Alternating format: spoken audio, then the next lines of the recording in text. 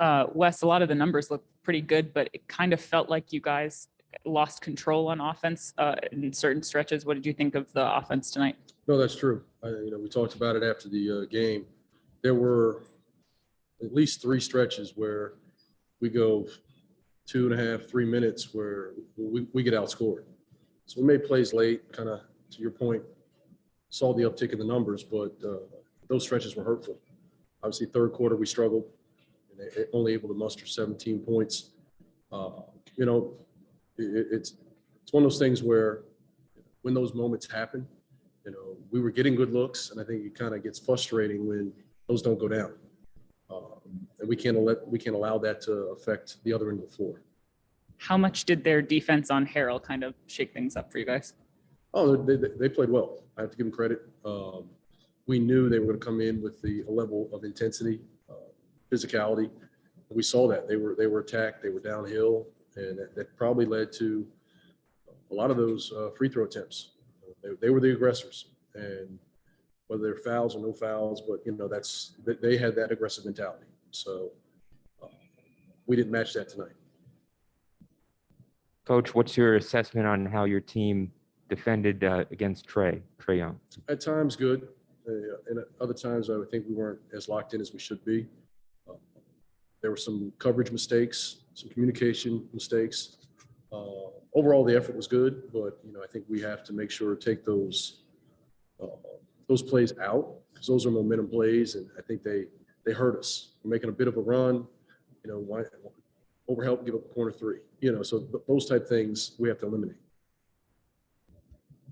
How did Daniel look tonight in terms of his mobility, his agility? He looked great. I think just his, he got winded, which was to be expected, and obviously picked up the fouls, which hurt his minutes a bit. But overall, he was moving great. He was active and bouncy. So I like what I saw. What's any sort of preliminary report you've gotten about Davis and I haven't heard anything specific. I don't think it's anything other than a sprain, but I'll wait to see before commenting. Well, that's what you make of the Hawks. They were 29 or 29 on the foul line, making them getting so many attempts from the line. Yeah, to that point, I think they were very aggressive. They were in attack mode the whole night. You could argue that we were aggressive as well, but they got the benefit of the whistle. So to their credit, they got to the line and they made all of them. I mean, I think we were 16 of 16. So good overall free throw night, but the volumes, we got to do a better job defending without fouling. So it's got to be a priority for us. Wes, you kind of talked about the frustration when you guys go through those stretches. I guess with this game and the Brooklyn game, what do you feel like now about how you can pull out of those stretches? Because there were better stretches in between those times. No, I thought the difference between this and Brooklyn was still the shots we generated. They were better looks, quality looks. They just didn't go in, and that's just the nature of the game. You can generate the right type of shot at the right time. If you don't make it, doesn't change anything. But the fact that Brooklyn, we kind of settled, got stagnant, fell into just their switching and played a lot of one-on-one. And I thought the ball moved. I think we had 27 assists, 26 assists. So we still got great opportunities. We just, failed to connect.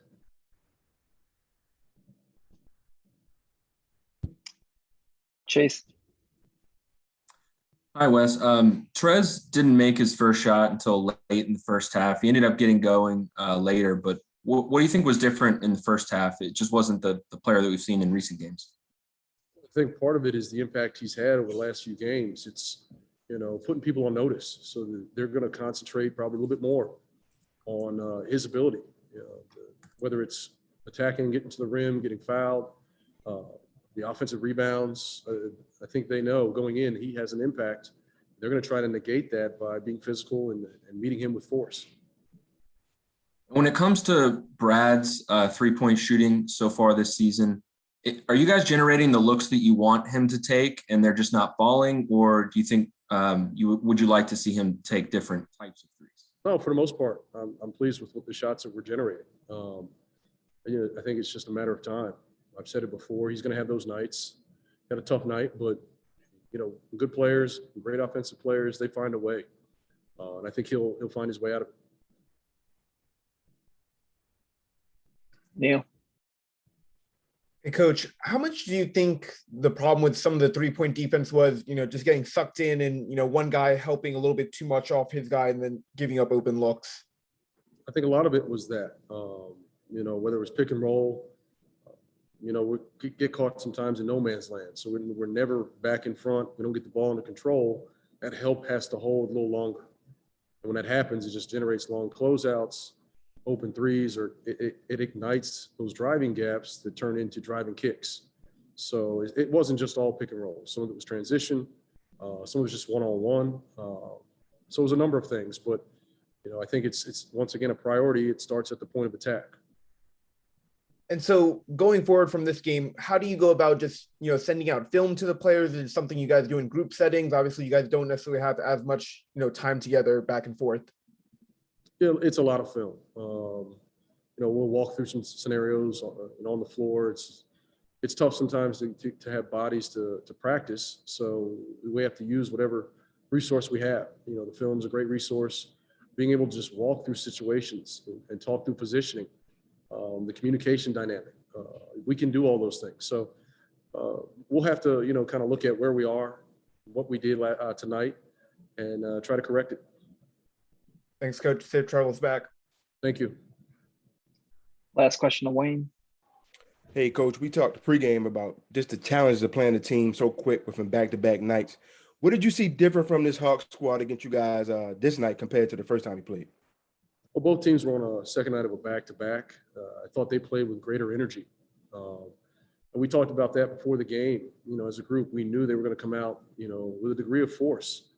And I think they felt that they let one get away, in DC. So we knew after they took a loss to Philly the way they did, they were going to come out with a sense of urgency. We missed a lot of plays early. I thought first half, pretty good, had that lull in the second, but we knew they were going to come out and try to put us away early. We were able to hang on. In third quarter was kind of got away from us a bit. And same thing with after the loss to Brooklyn, the team responded really well. Just tell me what you're looking for in this next game coming up with the Raptors. I mean, a similar in kind. I think, it's been kind of our mindset, going in. Losses are going to happen. We have to learn from, correct certain things, and try not to repeat those same mistakes. So I think we'll recenter ourselves, get ourselves going, and then respond in kind. Thanks a lot, Coach. Thank you. All right, Coach. Appreciate your time. All right, take care. Yeah, all in all, I felt good. Just finally being back out on the floor. I've missed it. That's just pretty much that. The movement was great. I was jumping, blocking shots. I mean, I felt natural out there. My wind is going to be better, throughout my process of getting back in the flow of the game. But other than that, all in all, I felt good. Was that you've worked on kind of limiting the fouls and everything so far? Was that part of just getting back into it and being back out there? Yeah, I mean, just being in the wrong place at the wrong time and, making stupid decisions. That's just all in all a mental mistake. And I'm going to learn from it for sure and just try to be better at it next game. Daniel, what did you think were the key things that led to the loss tonight? Really just, letting them throw the first punch and we're not throwing any punches back. That I would say that's the main thing that was said throughout the locker room. Just every trip down, down the floor, they got something. We came down, we missed a shot, and it's like our heads were down. So, those are the main things. We just have to stay together as a team to be able to withstand each stretch that we go. Teams are going to make runs on us. We have to be able to put ourselves in a position to where we can come out and do the same thing to them. Can't just let go of the rope. We got to keep tugging.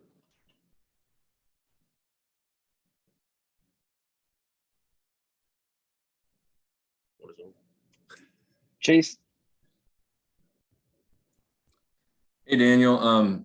How bad was the injury? It looked like you were in a lot of pain a week ago, and for you to come back this quickly, I think probably surprised a lot of people. Just in general, it was tough. I mean, the only time I've had an injury like anywhere around my quad is like in my hip. That's the main thing. So it was the first time for me having that injury, like a quad contusion. So it was all new for me, but all in all, the pain I would say it was about at a 7 or 8. I just wanted to take my time to be able to come back and be in the right, physical condition to be able to come back and play. Neil. And Daniel, coach has been talking a little bit about, wanting to improve the paint defense. Obviously, that's something where you can contribute in moving forward as you continue to get back up to speed. Has there been anything on film or anything that you've picked out and said, okay, this is maybe something that I can do well or adjust to? Really just my main thing is communicating better, communicating early and communicating loud to where the guards know what's going on behind them.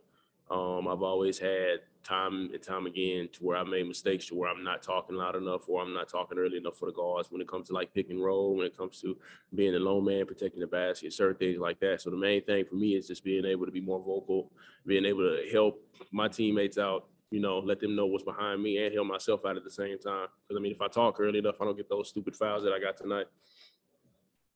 Thanks, Daniel. Safe travels back. Thank you. Wayne. Hey, Daniel, despite the injury, you came back and played a good game. Can you just talk to me about some of the positives you liked that you did tonight? Really just not dwelling on making little mistakes. If I turned the ball over, not dwelling on that. The shot attempt that I tried on the basket, and I got caught up on the backboard, not really just thinking about that. Just focusing on the next play if I ever mess up. Trying to get it back on defense or trying to get a better shot on offense, certain things like that, and trying to slow the game down for myself. That was just the main thing. And tonight I tried to do all that, my first game being back. Not just using me coming back this first night as an excuse or anything. But, I learned from my mistakes. I'm just going to be better the next game. And the same thing I asked Coach about, the challenges and advantages of playing the team back-to-back so early. Can you just speak on what they did this game compared to the first time you all played them? Really just they upped their intensity, I feel like. We had great intensity at our place, and they did the same thing here. Their job was to protect home, and that's what they did tonight. We came out, we took that punch, and we kind of took steps back, so to speak. So main thing that I would say, just wasn't ready for was just the energy they came out playing with, especially in the second half, because we had it down to, I would say, 3 or 5, and they came out and they played way better basketball than what we were. Hey, thanks, Daniel. Safe travels, man. Mm-hmm.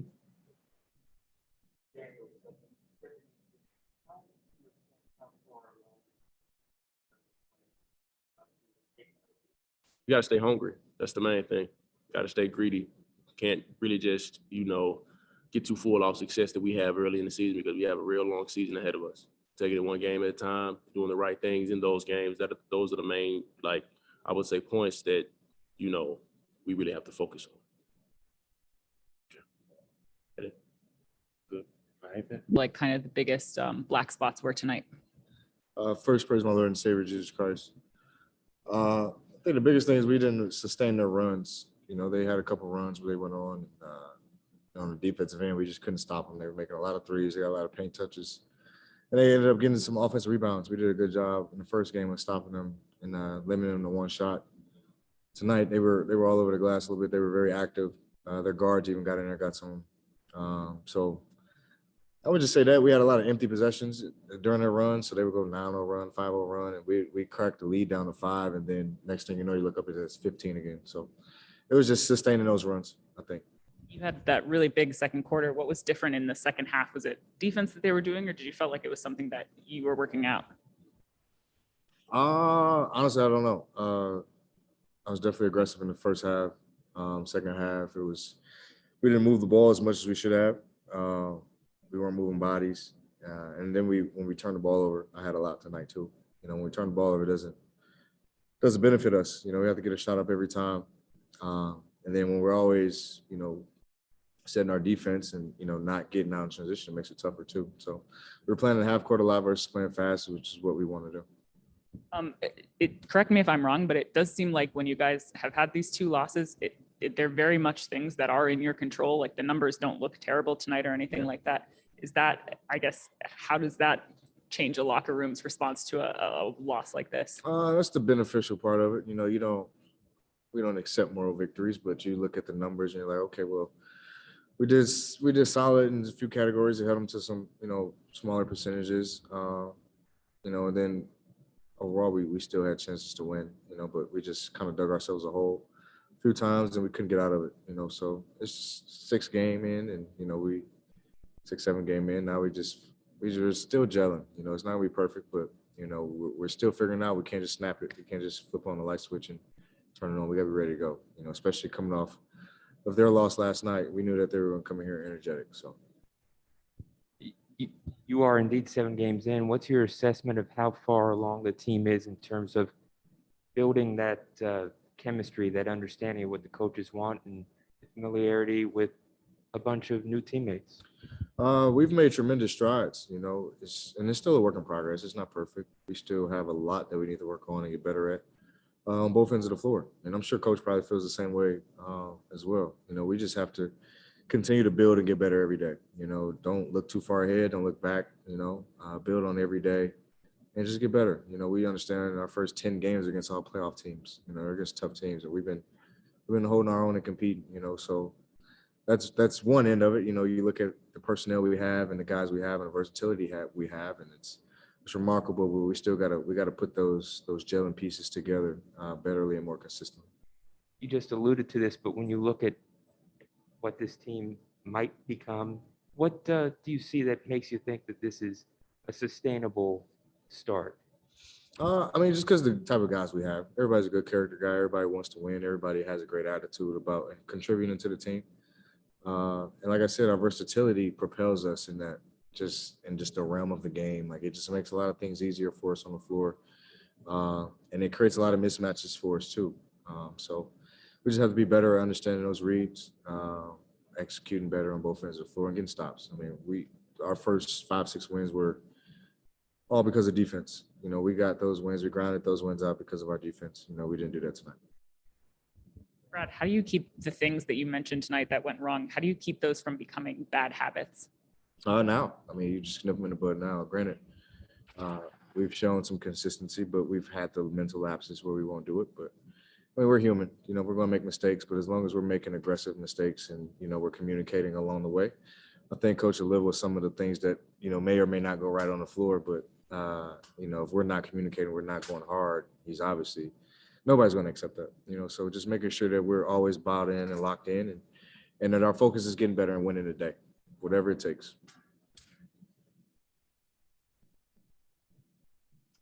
Chase.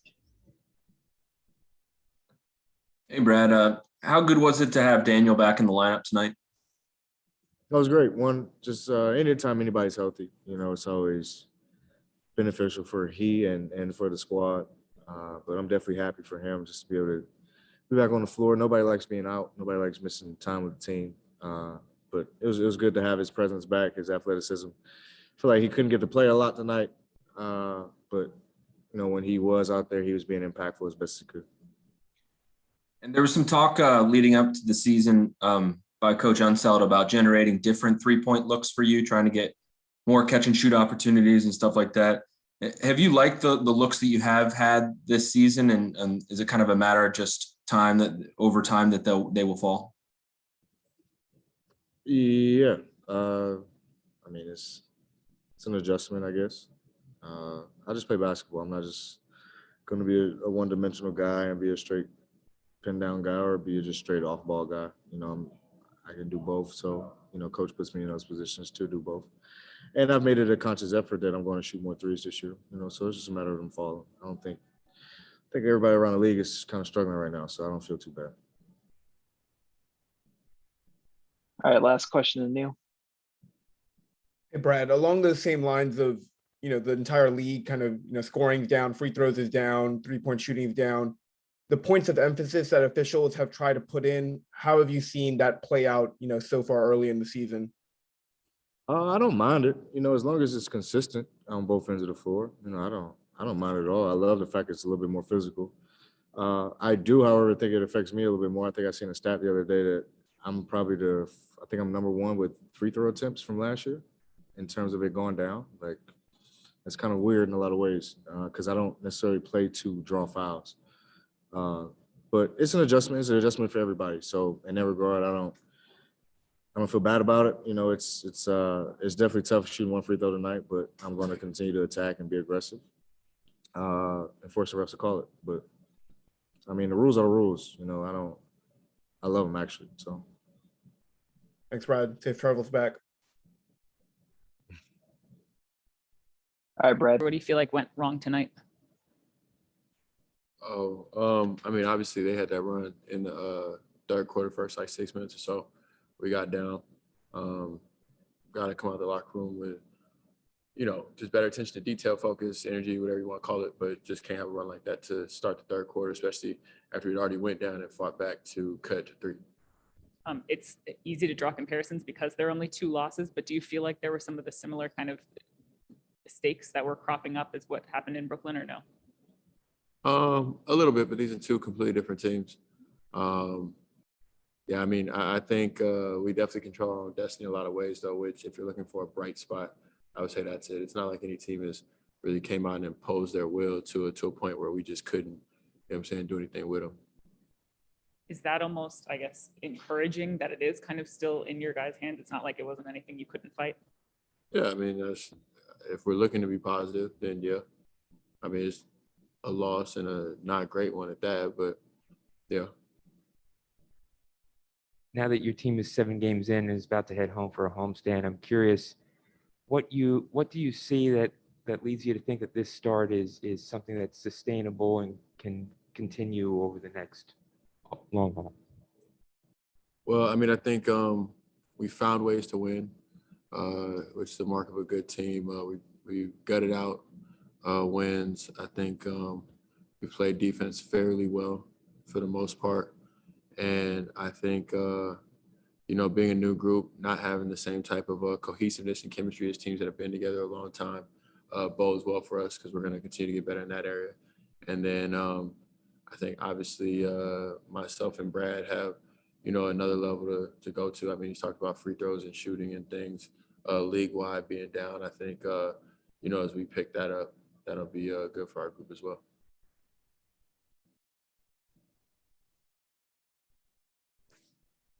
Chase. Hey man, Wes said he thought that the Hawks defended Trez a little bit differently tonight, as if they, you know, were adjusting to how well he started this season. What did you notice that was different about how their coverages were against him? I mean, I'd have to go back and look to see how they guarded Trez specifically. I think, you know, what they did is they tried to pull their big up, impact the ball as best as they could. And, you know, when Trez did get the ball, I think they tried to swarm him because obviously, you know, putting one guy on him down there after he catches the pocket pass, he's super effective. So, yeah, I mean, that's what I saw mostly. Neil. Spencer, you had a high number of assists today. What were you able to see and, you know, take advantage of the Hawks defense where, you know, getting your teammates more involved was a positive for you guys? Yeah, again, I mean, like I said, they brought the big up high. You know, the way I was taught the game is as a PG, like when you get 2 on the ball, you did your job. So from there, it's all about making the right reads. I was fortunate enough to make some good reads. And, you know, sometimes now it's going to come down to the assists, it's going to come down to, you know, the swing hockey assist. But, you know, after you get 2 on the ball, it's kind of your job as a PG to just kind of get off it and try to make the best play possible. Thanks, Spencer. No problem. Wayne. Hey Spencer, when you guys play the Raptors on Wednesday, this will be the 3rd time you've seen the team twice. Can you just talk about the advantages and disadvantages of that in such a short start of the season? I mean, I guess the advantage is like, you know, when you play a team a bunch of times, you get a chance to learn, work on yourself, get a lot of film on them. The disadvantage is, you know, it's a consistent look. I think obviously there's 30 teams, well, not I think, but there are 30 teams in the league. So there's a lot of varied, you know, play styles, and you can kind of get locked into one style of basketball, play the same team over and over. Thanks, man. Safe travels, man. Thanks. All right, Spencer.